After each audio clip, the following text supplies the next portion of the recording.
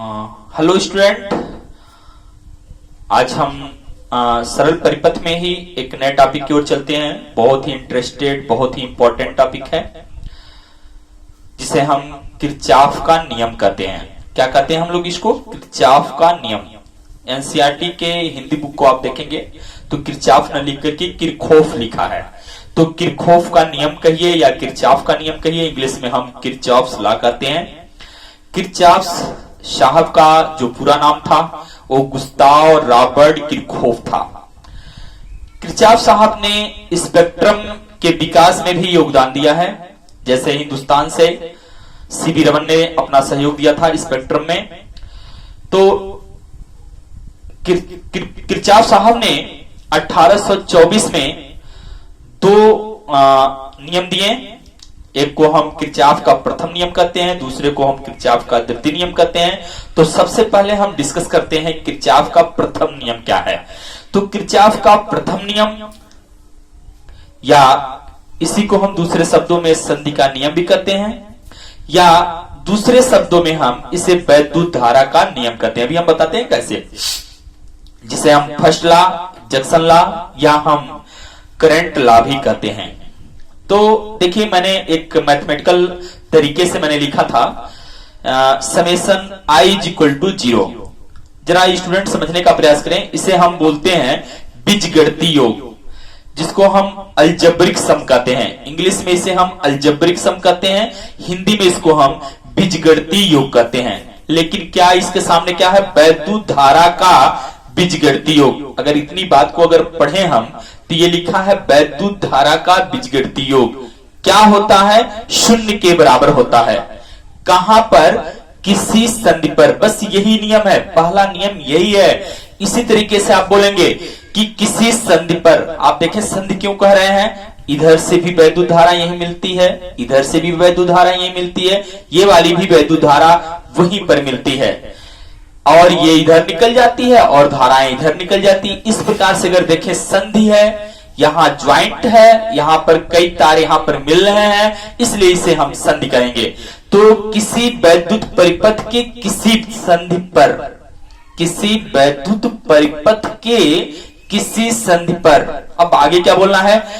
मिलने वाली, सब मिल रही है तो मिलने वाली सभी धाराओं का, मिलने वाली सभी धाराओं का जो बीजगणितीय योग होता है वो शून्य होता है। यानी किसी वैद्युत परिपथ के किसी बिंदु पर मिलने वाली सभी धाराओं का बीजगणितीय योग शून्य होता है। एक चीज और मैं बता दूं कि चिन्ह परिपाटी, इसमें थोड़ा सा ध्यान रखना होता है कि संधि की ओर आने वाली जो धाराएं होती हैं, वैद्युत धाराएं होती हैं, उनको हम हमेशा पाई2 साइन से लेंगे।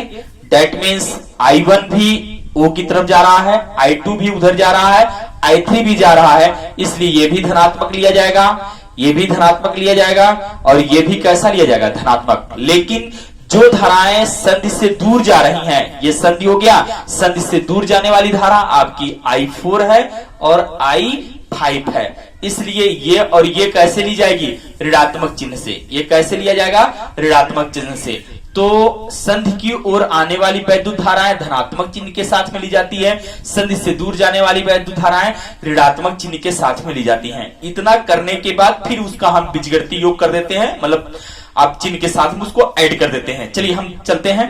तो आप जरा देखें, ये आपका पॉजिटिव होगा तो ये हो जाएगा प्लस I1,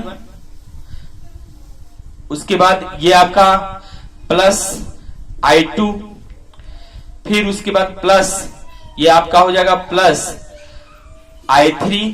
अब ये जरा बीजगणितीय योग करते जाना है, ये योग है इज इक्वल टू, अच्छा नहीं, प्लस ये हो जाएगा minus I4 plus minus I5 is equal to क्या होगा? 0। जैसा यहां पर लिखा गया है कि सभी धाराओं का बीजगणितीय योग, ये धारा है, ये सब धाराएं हैं, सभी धाराओं का हमने बीजगणितीय योग कर दिया है। वो किसके बराबर मैंने कर दिया? 0 को।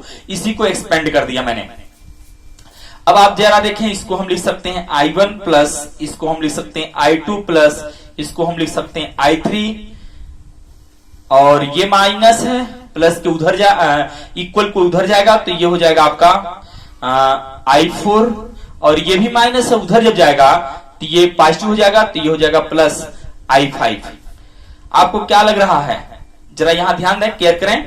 तो ये I1 I2 I3 तीनों धाराएं संधि की ओर आ रही हैं, जबकि I4 I5 संधि से दूर जा रही हैं। तो हम इसको कह सकते हैं संधि की ओर आने वाली वैद्युत धारा, और इसको कह सकते हैं संधि से दूर जाने वाली वैद्युत धारा।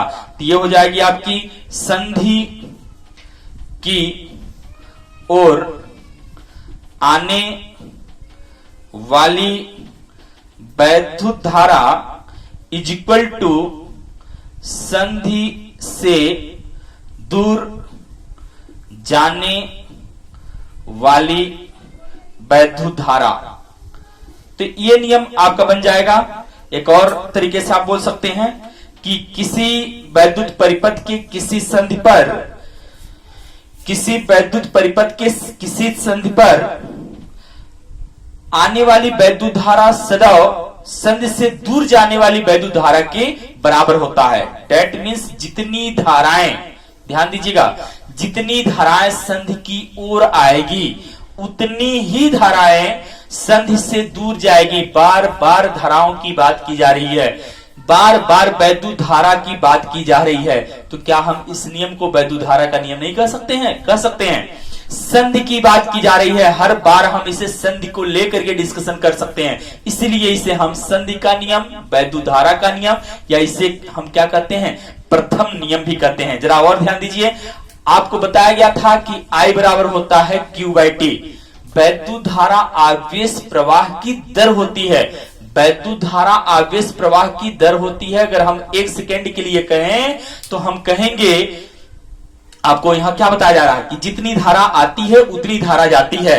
अगर हम इसे समय को हम पर सेकेंड मान लेते हैं तो हम कह सकते हैं पर सेकेंड जितना आवेश संधि की ओर आता है, पर सेकेंड उतना ही आवेश संधि से दूर जाता है। यानी जितना आवेश संधि की ओर आता है उतना ही आवेश संधि से दूर जाता है। तो जितना आवेश आता है उतना ही आवेश चला जाता है। इसको क्या कहेंगे आप? इसको आवेश का संरक्षण कहेंगे। अर्थात ये जो पहला नियम है हमारा, वो आवेश संरक्षण के सिद्धांत पर आधारित है। किसके सिद्धांत पर आधारित है? आवेश संरक्षण के सिद्धांत पर आधारित है। अगर ये मान लेते हैं कि अगर ये 2 एम्पियर था और ये आपका मान लीजिए 3 एम्पियर था और ये आपका मान लीजिए ये 4 एम्पियर था, और ये जाने वाली जो वैद्युत धारा है इसमें सपोज दैट ये 4 एम्पियर है। हम पूछना चाह रहे हैं कि I5 की वैल्यू क्या होगी। तो बहुत ही सिंपल है, ये आपको निकाला गया है। I1 कितना है, 2 रख दीजिए, प्लस I2 कितना है, 3 है, प्लस I3 कितना है आपका, ये 4 एम्पियर है, इज इक्वल टू I4 कितना है, 4 एम्पियर है, प्लस I5 नहीं पता है, निकालना हमको। तो हम कह सकते हैं कि I5 को आप ऐसे रहने दीजिए। जरा ये देखिए, 4 3 7 8 9 और ये जरा 4 इधर जाएगा तो ये हो जाएगा आपका 4, तो 9 में से 4 गया आपका 5, तो I5 कितना एम्पियर हो गया, 5 एम्पियर। तो ये धारा कितनी एम्पियर की हो जाएगी, 5 एम्पियर की धारा हो जाएगी। आप देख सकते हैं 5 4 9 एम्पियर की धारा इधर हो गई, और कितना इधर आ गई, 2 3 5 5 4 9, तो 9 एम्पियर की वैद्युत धारा जाती है, और कितनी एम्पियर की वैद्युत धारा संधि से बाहर निकल जाती है, 9 एम्पियर की वैद्युत धारा। तो ये वैद्युत धारा का नियम है, या इसे हम संधि का नियम कहेंगे, या पहला नियम कहेंगे। यानी किसी संधि पर सभी धाराओं का जो बीजगणितीय योग होता है वो सदैव 0 के बराबर होता है।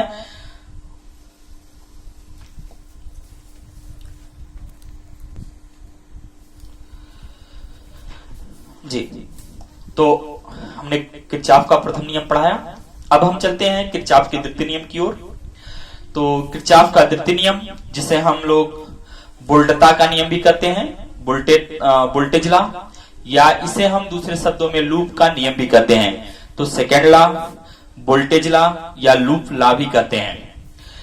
देखिए जरा, हम मैथमेटिकल भाषा में लिखे हुए हैं, ये IR summation IR is equal to summation A, यानी ये तो बीजगणितीय योग ही है, लेकिन क्या वैद्युत धारा और प्रतिरोध के गुणनफल का बीजगणितीय योग है। पढ़ने का तरीका होना चाहिए, ये क्या है, वैद्युत धारा और वैद्युत प्रतिरोध के गुणनफल का बीजगणितीय योग। अगर इतना पढ़ेंगे तो यही तो पढ़ेंगे हम, वैद्युत धारा तथा प्रतिरोध के गुणनफल का बीजगणितीय योग बराबर किसके होता है, ये समेशन ई लिखा गया है, समेशन ई, यानी समेशन ई का मतलब सेल है, सेल का विद्युत वाहक बल होता है। तो हमने एक सर्किट लिया है, देख सकते हैं आप, ये आपके पास एक सेल है जिसका विद्युत वाहक बल ई है, ये दूसरा सेल है जिसका विद्युत वाहक बल E2 है, ये E1 है, और ये आपका E2 है। यहां एक प्रतिरोध दिखाई दे रहा है जो कि R1 है, यहां का प्रतिरोध R2 है, और ये प्रतिरोध आपका R3 है। चलिए, सेल का काम है वैद्युत धारा देना, तो मान लेते हैं इससे हम I1 धारा प्राप्त करते हैं और इससे हम I2 धारा प्राप्त करते हैं। ये धारा जब यहां आती है, ये धारा यहां आती है, तो आपको लग रहा है कि यहां एक संधि बनता है, तो नाम दे देते हैं A, B, C, D, E, F। तो आप जरा देखें कि इधर से आने वाली वैद्युत धारा यहां मिलती है और ये भी वैद्युत धारा E2 यहां मिलती है। I1 धारा E1 सेल से चलती है, I2 धारा E2 सेल से चलती है, यहां पर मिलती है और मिलने के बाद इधर जाती है। तो इस प्रकार से ये दोनों आपस में मिलकर के इधर जाएगी, तो टोटल धारा इधर हो जाएगी I1 प्लस I2। तो I1 प्लस I2 इस वाले परिपथ में जाती है, आगे की तरफ बढ़ती है, और ये इसमें होते हुए, अर्थात इसमें कौन सी धारा जा रही है, I1 प्लस I2। यही धारा यहां जाएगी I1 प्लस I2, और फिर आप देखें यहां पॉइंट डी पर, तो ये I1 प्लस I2 जो ऊपर जा रही है, फिर इधर जाने का रास्ता हो जाएगा, ये किधर I2 इधर से गई तो इधर आ जाएगी आपकी I2, I1 इधर से गया है तो इसलिए ये हो जाएगी I1। तो द्वितीय नियम हम लगाते समय, जिसको हम लूप का नियम भी कहते हैं, सबसे पहले हम कोई पास लेते हैं, कोई बंद परिपथ लेते हैं। तो आप देख रहे हैं कि ये बंद परिपथ दिखाई दे रहा है, ये क्लोज सर्किट दिखाई दे रहा है बड़े वाला, लेकिन ये क्लोज सर्किट में ये बंद पास में दो खंड हैं, एक खंड यहां दिखाई दे रहा है, एक खंड यहां, एक खंड आपको ये दिखाई दे रहा है, दूसरा खंड यहां, तो दो खंड। तो हम क्या करते हैं, पहला तो ये हम तब लगाते हैं जब आपको एक क्लोज लूप दिखे, ये लूप है, एक पास है, एक खंड है, एक परिपथ के फॉर्म में है। तो हम इस पहले लूप में चलते हैं। पहले वाले लूप में हमारे चलने का तरीका ऐसे है, हम ऐसे चलना चाहेंगे। तो स्टेटमेंट पर जरा ध्यान दें। तो करंट हम लेंगे क्या, जैसे ये वैद्युत धारा और संगत प्रतिरोध है का बीजगणितीय योग है, तो वैद्युत धारा और संगत प्रतिरोध के बीजगणितीय योग बराबर होता है उस पास में लगने वाले विद्युत वाहक बल के बीजगणितीय योग के। तो परिभाषा हम बोलेंगे कैसे,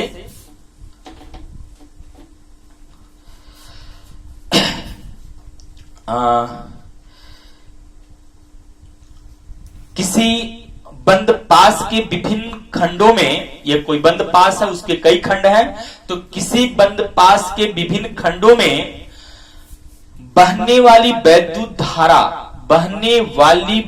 धारा तथा संगत प्रतिरोध के गुणनफल का बीजगणितीय योग सदैव उस पास में लगने वाले विद्युत वाहक बल के बीजगणितीय योग के बराबर होता है। बहुत ही आसान तरीके से क्या बोलेंगे, किसी बंद पास के विभिन्न खंडों में बहने वाली वैद्युत धारा तथा संगत प्रतिरोध, जो धारा वही प्रतिरोध, जैसे ये R1 है तो ये I1, यानी इसके संगत ये प्रतिरोध है, तो बहने वाली वैद्युत धारा तथा संगत प्रतिरोध के गुणनफल का बीजगणितीय योग सदैव उस पास में लगने वाले विद्युत वाहक बल के बराबर होता है। इस पास में विद्युत वाहक बल कौन है, एक E1 ये है और दूसरा E2 ये है, जबकि इस पास में मात्र एक ही E2 है, इसमें दूसरा E1 नहीं है। तो इस प्रकार से जरा सिंपल ये है कि आप इसको जरा इस पर अप्लाई करें। थोड़ा सा हम चिन्ह परिपाटी बताएंगे। वैद्युत धारा की दिशा में अगर आप चलेंगे, ध्यान दीजिएगा, चिन्ह परिपाटी में आपको समझा रहा हूं कि वैद्युत धारा की दिशा में अगर आप चलेंगे तो हमेशा करंट और प्रतिरोध का गुणनफल धनात्मक लेंगे। क्या मैंने बताया? वैद्युत धारा की दिशा में अगर आप चलते हैं तो I और R का जो गुणनफल है वो धनात्मक होगा, लेकिन वैद्युत धारा के विपरीत दिशा में अगर आप घूमते हैं, आप चलने की तरीका लेते हैं, तो वो आपका I और R का गुणनफल ऋणात्मक होगा।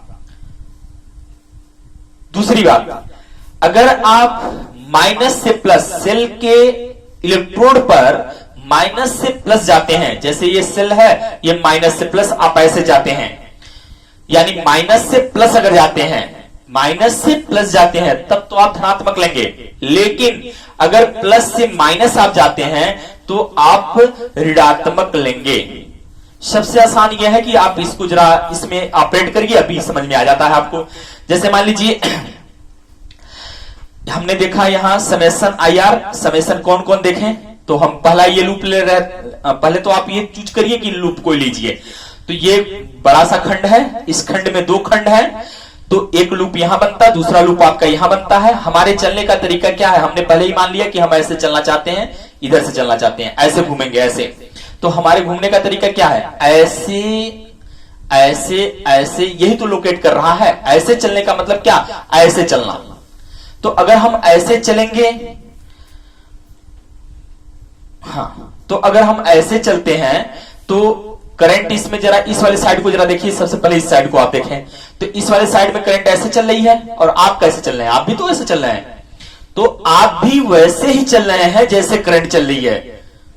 तो हमने बताया कि वैद्युत धारा की दिशा में अगर आप चलेंगे तो करंट ऐसे ही चल रही है और आप भी वैसे ही चल रहे हैं, तो I और R का गुणा हमेशा धनात्मक होगा। इसलिए ये I है और ये R है, तो ये हो जाएगा I1 R1, लेकिन कैसे? धनात्मक। ठीक, अब जरा देखिए इस साइड में, ये वाली साइड हो गई आपकी B और A वाली साइड में, किस लूप में हम बात कर रहे हैं? तो लूप हो जाएगा हमारा यहां BA लूप, BACD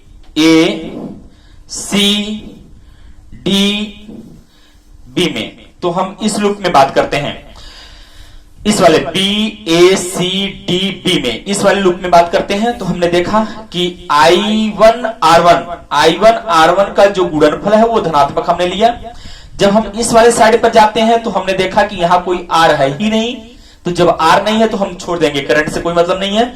जब हम इस साइड में जाएंगे तो हमें समझ में आता है कि इस वाले साइड में CD साइड में एक R है, एक R है, लेकिन इसमें करंट कौन सी जा रही है? I2 जा रही है। आप चल कैसे रहे हैं? आपका चलने का तरीका यह है, ऐसे आप ऐसे घूम कर जा रहे हैं, लेकिन इसमें करंट इधर से आ रही है। ध्यान दीजिए, आप जा रहे हैं ऐसे, करंट इधर से आ रही है, यानी करंट के चलने की विपरीत दिशा हो गई। देखिए ध्यान दीजिए, करंट इधर से जा रही है और आप ऐसे घूम रहे हैं, तो करंट के विपरीत दिशा में होने के कारण हो जाएगा आपका वो निगेटिव साइन, तो ये हो जाएगा I2 R2।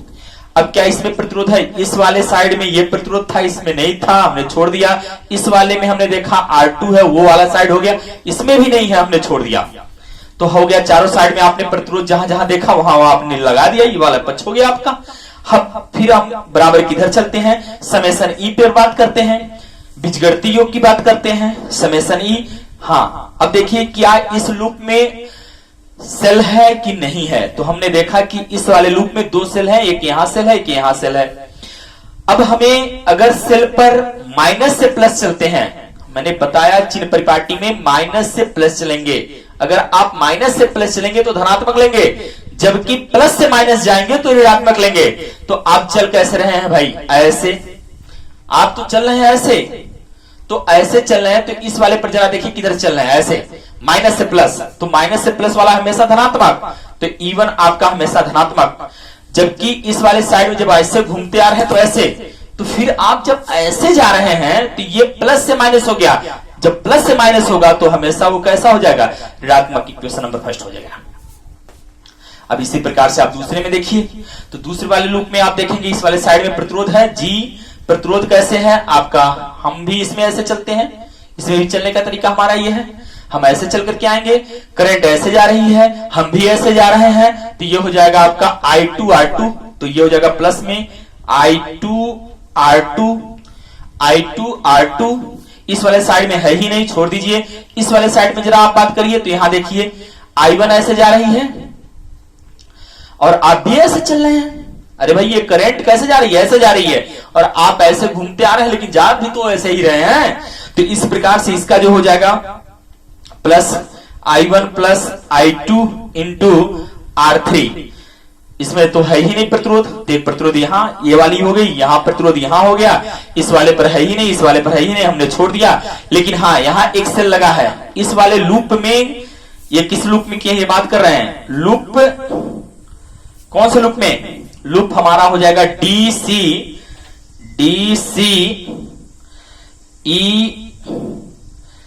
EF D की बात हमने किया है इस वाले लूप में। तो ये हो जाएगा आपका इस वाले लूप में हो गया मेरा। तो यहां से जरा देखिए कि इसमें सेल है कि नहीं है। तो सेकेंड लूप में भी हमें ये सेल दिखाई देता है। इस सेल में चलने का तरीका क्या है? आप ऐसे चल रहे हैं, माइनस से प्लस चल रहे हैं, तो माइनस से प्लस हमेशा क्या लेते हैं? धनात्मक लेते हैं। तो ये हो जाएगा धनात्मक, इक्वेशन नंबर 2। अब अगर आपका I की वैल्यू दिया होता, I2 की वैल्यू दिया होता, तो हम यहां वैल्यू को पुट कर दिए होते, इस वैल्यू को पुट कर दिए होते। सपोर्ट दैट कोई दो प्रतिरोध दिया होता तीसरा निकालने के लिए, तो हम प्रतिरोध निकाल लेते हैं। अगर हमें विद्युत वाहक बल पता होता तो तमाम चीजें, कुछ क्वांटिटी इसमें दी रहती है, कुछ नहीं दिया रहता, उसकी हेल्प से हम तमाम प्रकार के न्यूमेरिकल को ऐसे ही इक्वेशन बना करके हम सॉल्व करते हैं। Thank you so much.